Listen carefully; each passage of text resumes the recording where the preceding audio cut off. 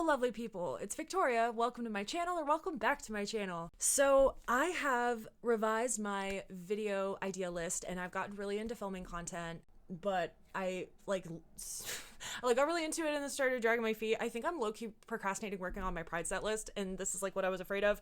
I need to do this afterward. I don't know. So I need to take care of that. But at the same time, I just really want to get back into making longer form videos. I'm obviously going to keep doing covers. I'm probably going to keep it more to the short form covers, but it's going to be a lot of commentary and also more personal videos. And as of late, I've kind of gotten a little bit of an itch to do the personal oriented videos. Maybe it's because I've gotten, honestly, onto a little bit of a Tana Mojo kick. She really is like my guilty pleasure because she's just like such brain candy, and it's so dumb sometimes. You know, it just perpetuates more of the behavior that you don't like, but she's entertaining. It's annoying. It's annoying. She can be entertaining. I don't know. There's just something comforting about her content sometimes, but I do need to be careful to not do too much of it because it can be a little toxic. But what was I saying? Yeah, I think also with writing that I still have a little bit of writing to do left on my EP, and yeah, certain songs that I want to finish.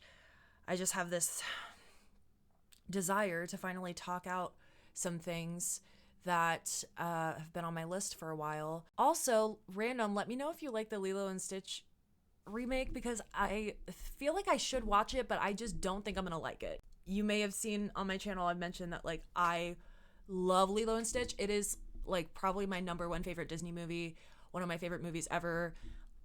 It is my thing. So I know I'm going to be protective of this remake, and they changed so many things. I know a lot of the points of contention that people had a problem with, so it's not really going to be a surprise for me, but let me know what you thought of it. Also, this is going to be a super long intro. This video is going to be about the story time of me getting bullied by my 2nd grade teacher. This was a complex trauma, low-key. But yeah, aside from that, let's continue the long intro. I'm finally wearing my heart monitor. I put it on last night. And then, right when I finished putting it on, I read the rest of the directions, and it said to avoid sweating at all for 24 hours. And then I had to go to work today, so I was like, I probably should have just waited one more day, but I had been putting it off for so long, I couldn't do it anymore. I'm afraid I'm nervous I may have put it slightly lower than I should, but hopefully it still works. You can't really see, but it's right here, and then it goes down to here. I was trying to find my xiphoid process, and I think I found it. But this was a thing that comes to mind every now and then. We're gonna get into this story time of when I was basically bullied by a teacher. This involves, I'm pretty sure, actual gaslighting. We're gonna get into it, literally being gaslit as a child. And I blocked a lot of this out, but there are a few key incidents that I remember in the year that I had. I blocked out a lot of the year, but it was also very disorienting and confusing because at the same time that this teacher was very interesting to me, she made a lot of interesting choices, and at times was very harsh. At the same time, she was very encouraging and would talk about how well I was doing at certain times as well. And so then that kind of makes me think was she just being a normal teacher? I don't know. I didn't write a script for this video. I'm just speaking from the heart, so this is probably going to be a little bit all over the place, but we're just going to get into it. So my 2nd grade teacher, she was also she had been my older sister's, I think 3rd grade teacher. She had my older sister, and they had a lot of issues. My older sister also has ADHD, and she was a little bit of a wild child, not a class clown necessarily, but she would just kind of challenge her. She was just always very headstrong. So she and my sister, she did not like my sister. They just butted heads. She called, I think she would call her first name or something. I don't know. She was kind of not, there was just a thing. There was a thing between them. So I think she may have gone into it with a chip on her shoulder, having me. But I remember one of the key incidents was one of the first days of the school year in 2nd grade. And it was the first time that we were doing an activity with whiteboards. Let me know if y'all at your school you would get those individual, well, I imagine it's probably, yeah, a common thing. I don't know. But those individual whiteboards, and you would, you know, put your answer on and hold it up. I'm describing it like it's a unique concept. I just don't know if that was like a thing and like a super common thing. But yeah, those individual whiteboards. And my teacher made a comment that the whiteboards were stained because the first graders had destroyed them or something like that. And they hadn't like erased them properly or I don't know. And I am 7 years old. I just turned 7 years old, mind you, because my birthday is during the summer. So I always, and where I grew up, school always started like early August. It always started super early, and my birthday is mid-July. So by the time the school year started, I will have had my birthday like 2, maybe 3 weeks earlier. So I just turned 7 years old, and I raise my hand and I offer what I think is a solution. And I'm like, why don't you give the destroyed ones back to the first graders and get new ones for us? And she literally like immediately gets so offended, and she has me repeat it. And she's like, what did you just say? And then I get that feeling of like, oh, did I say something wrong? But I'm like, so I get all scared, but I repeat it. And she literally in this tone of voice was like, first of all, Victoria, I don't have $300. And I didn't hear anything she said after that, because she was like so insulted that a 7-year-old maybe doesn't have the most solid concept of money and of how much things cost, and was trying to make suggest a genuine solution, and maybe don't assume the worst of a 7-year-old and act like they're a fucking idiot in front of the entire class. Like, you could have done that a lot better. Of like, actually, that's a little more money than you might realize. But like, immediately it was like, this woman has a problem with me. There are 3 main incidents that I remember, and then the rest is just kind of low-key a blur. So there was that. And then also keep in mind though, like these super, I think I'm just gonna hit the traumatic incidents. I'm like, how should I approach this video? Because in between this, like I mentioned, it's disorienting because it's like such a roller coaster of like, she'll also praise me and be like, oh, you're an amazing writer and da-da-da. But at the same time, like so randomly harsh for no reason. We will continue. Probably the most traumatic incident of all of these, I would venture to say possibly, the $5 bill incident. Okay? All right. This is the incident where, like, actually correct me if I'm wrong. I'm pretty sure this is literally gaslighting, but this is what happened, okay? It was at some point during the school day, I find a $5 bill on the ground in my classroom. Inside my classroom. I don't remember being given a $5 bill. I don't have a $5 bill on me. This is not my $5 bill. And so I'm gonna like start yelling. I'm gonna back away from my mic because this literally makes me like, this blows my mind. This actually blows my mind to this day. Okay. I choose to be a good Samaritan, and I take this $5 bill that I know is not mine, a 7-year-old. I am honest, and I turn it into my teacher and say, someone dropped a $5 bill on the ground. This is not my $5 bill. And I give the $5 bill back. How could a child being honest and turning in money that they found that is not theirs, how could that possibly get them in trouble, you might ask? Reader, you probably will ask, reader. At first, she immediately is so skeptical of me turning in this $5 bill. She's like, are you sure that's not yours? Are you sure that's not your $5 bill? And I'm like, why are you convinced that I'm trying to give away my own money? Like, no, I'm trying to do the right thing. This is not my money. I need to breathe. Oh my God. Okay. Anyone that was in my class will know. Anyone that was in my class will know that I was the kid. I was that kid. I was the kid that she fucking hated. And people that were in my class literally told me, multiple people later on told me, I thought you were a bad person because of the way she treated you. Like, I literally assumed that you had just done bad things all the time, and that was what you did because of the way that she treated you. Most of these times, she literally invented problems out of nowhere. Or she took like a genuine misunderstanding or a genuine mistake that a 7-year-old was making and assumed the absolute worst of it and made the biggest mountain that she possibly could out of it. And to the point that it literally affected the way that I was perceived by my peers, made me more of a social outcast than I already felt like, because I'm already like a naturally kind of socially anxious person. But anyway, this is the most chaotic video This makes me so upset. I probably should have written a script, but maybe this is good. I don't know. But okay, $5 bill, okay? I believe this all took place over the course of a day, but it may have been the next day, I'm not sure. But at my school at the time, we were for some reason required to do some kind of after school activity. There were these little like electives. They weren't called electives, but like you could choose from a few of them, and then you had like a little after school activity thing that you had to go to for like a week. I don't know. It was so random. But my thing was in the computer lab. Something about computers. I think we were doing like using Microsoft applications or something. I don't even know, but I was in the computer lab after school, like at least hours after I turned this $5 bill. This teacher comes to the computer lab in my after school activity and pulls me out into the hallway. And then her tone is so dead serious. I am alone with her in this hallway because like no one else, this is after school. People are only in the little rooms for their activities. So this is like no one's around and dead silent. And her tone is so like cold.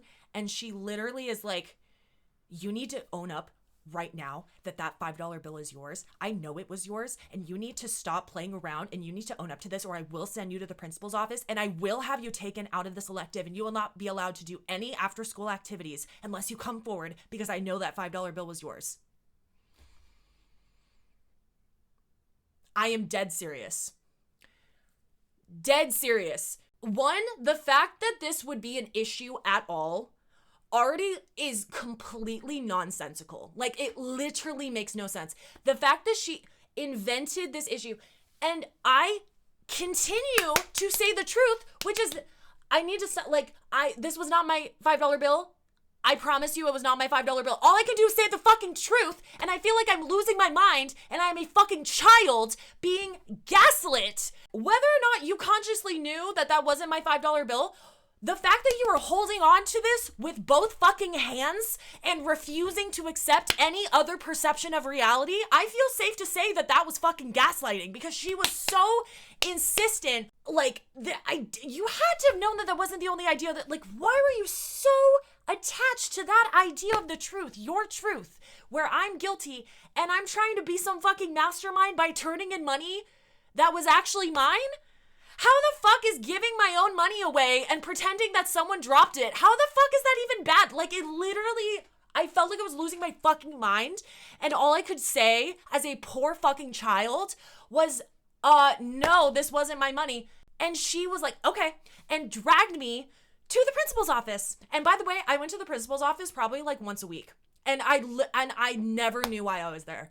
Every time they'd be like, what brought you in here today? I'd always be like, I have no idea. I genuinely have no idea. I would always be so confused as to why I was being taken to the principal's office. And it felt like it was like multiple times a month. As she continued to, you will see though, as she continued to gaslight me and harass me and bully me and give me such crippling anxiety that I didn't want to go to school, I did start acting out. And I did start actually doing some things wrong, and I started stealing, I started cheating, I started lying more because I was so like anxious about not saying the right thing that I started actually getting into a compulsive lying habit because I was so afraid of disappointing people and like saying the wrong thing because apparently the truth isn't actually the truth. Like, when I look back on that, I'm like, my fucking reality was so distorted by this authority figure that was so dead set on me being this fucking demon child, but at the same time praising me when she felt like it. But okay. Hello, just adding in a little bit on my phone to kind of explain that around that time I did start cheating a little more, but honestly a lot of it wasn't even me trying to cheat off of people. I think, not to be Gabby Hanna just putting everything on the ADHD, but looking back, I think it was ADHD because my eyes would just wander a lot. Like, I just looked around a lot. I was just like always looking at something else or fascinated with something else, and I didn't really understand the concept of needing to look at my own paper. So a lot of the times I would just look at other people's papers, but I wasn't even like trying to cheat off of them. But it's understandable that people would think that I was. And sometimes I was, but most of the time I was just like, I just had wandering eyes all the time. Also, I wanted to add, just to be fair, even outside of the lying, because I was afraid of saying the wrong thing, I was just a storyteller. I would just embellish it. Like, I would tell people that my mom got attacked by a shark in Australia while she was surfing. She's never been to Australia. When I was like 4 years old, I told this elaborate story about someone kidnapping my mom. It was always shit that happened to my mom. I told a story about a dude like coming into my house and kidnapping my mom and some weird interaction, and I would just completely make these things up. I was like a fucking natural born storytime YouTuber. I get taken to the principal's office and I am literally like, I am telling you that's not my $5 bill. I don't know what to say. I don't know why I'm here. I don't know. And I kind of forget how that interaction ends, but I think the principal basically told my teacher to let me go, and it's like they have nothing to discipline me on. Like, also, like, I really would love to have been a fly on the wall of like I wish the principal had been like, why the fuck are you wasting my time with this? This is literally a non-issue. Like, how deranged do you have to be, and like how little shame do you have to explain to your boss like the reason why you're giving disciplinary action to a student is because they turned in money that they said was someone else's, but you're convinced that it was theirs, and you're convinced that they turned in their own money, and that's an issue, so much so that they need to be taken to the principal's office. Like, I can't overstate how just insane it was. So I think ultimately she let me go and I was able to continue my after school activities. I think this is healing for me, honestly. I haven't really like properly talked about like how fucked up this experience was. Okay, so the next major thing that I could think of is the spelling test scenario. This was another time when I got sent to the principal's office and had no freaking idea why. Looking back, I think it was just because I had ADHD. I think the only thing I could think of that she could have gotten mad at me for was that I asked a question about something that she had just finished explaining. So maybe she was outraged that I wasn't listening or something. We were getting ready for a spelling test and we were supposed to clear everything off our desks. And she said something was going to be on the projector. And I asked a clarifying question about, okay, am I supposed to do this or do this? Are we supposed to look at this or look at this? And again, she does this thing where she's like so outraged, and I'm pretty sure she had me repeat myself again, as if she like literally couldn't believe the words coming out of my mouth, and I'm asking a clarifying question. Like, it literally was like she was hearing other things than what I was saying, but okay. Again, gets so outraged, literally just tells me to get my stuff, get up, and go to the principal's office. I don't know why. I was going to take the spelling test. I was willing to take the spelling test. That was so brief, but I literally I'm pretty sure I spent the rest of the day. I think this was like just after lunch. I spent like hours in school suspension for asking a clarifying question before a spelling test. I'm dead serious. Like, I would own up if I did shit. I ended up doing some shit. The only thing I could think of is that I asked a clarifying question when maybe she had just finished explaining something, but like 7-year-olds might not hear every single word that you say and might ask a clarifying question. Like, I know that teachers, like, there's a teacher shortage or whatever, and teachers are important, whatever. I hope to fucking God this woman is not a teacher anymore. Even if she's retired, I just feel so bad for all the fucking children that she inflicted herself upon. This was a thing that I look back and it was like, maybe she thought that she was trying to be like tough love me. This was like slightly not as bad. We were doing this assignment, basically we had to write a blurb about what kind of pet we would like to have or something like that. And she basically had me rewrite it like 4 times because my letters were floating too much over the lines on the page. It wasn't even, they were just slightly in the middle of the 2 lines. It wasn't completely off. But she also didn't fully explain why she was having me rewrite it the first like 2 times. But like would not accept it unless everything was like perfectly on the line. Was so very like micromanagey. I remember another time I was coloring something. It was like a leisure activity. It wasn't even like an assignment. I was literally just coloring a picture. She pointed out that my direction of coloring was like uneven, and then goes up on the whiteboard and demonstrates that and goes, this is how a kindergartner draws. This is how a 2nd grader should draw or color or whatever. Like, she just always did everything in like the harshest way possible with me. It just felt like she gave me like no grace ever.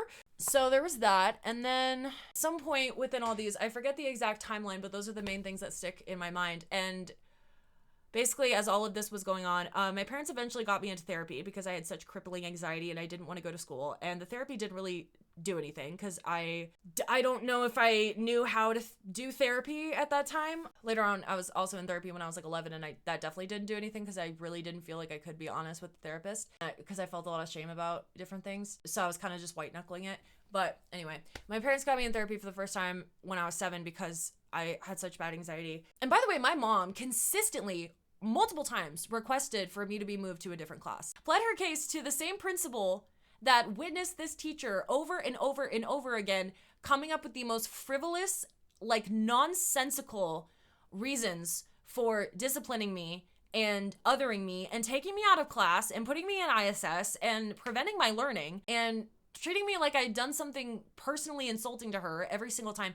The same principal that witnessed all that also witnessed my mom multiple times beg her to move me to a different class because I did not want to go to school anymore. I was paralyzed with anxiety all the time, and the principal did nothing, absolutely nothing. But one morning in particular, it was really sad to think about, but I remember trying to pretend to be sick, coughing so badly, not needing to cough, but just coughing so hard to try to sell that I was sick. And I'm literally like in tears, begging my mom to not make me go to school, and just like, I really don't want to go to school, but I'm still keeping up this bit of trying to cough because I'm so desperate. My sisters had to go to school at that point because I was just lagging behind so much. I was just having a full-on episode. She drove me to school and then I think wanted me to walk the rest of the way, but I literally started breaking down on the side of the road again. And I remember her saying that she would ask me if I could get transferred to a different class, and I was like, can you please promise? Can you promise? I don't know. And it was so desperate for her not to leave, and just didn't. I feel like I'd gotten back to the same separation anxiety that I'd had as like a kindergartner when I would cry when she would leave me at school. And I eventually made it to school, I guess, but yeah. That was fucking awful. This was around the same time that, like, I would lie about things, but I also just liked in making up stories and embellishing stuff and exaggerating the things that, you know, sounded more interesting.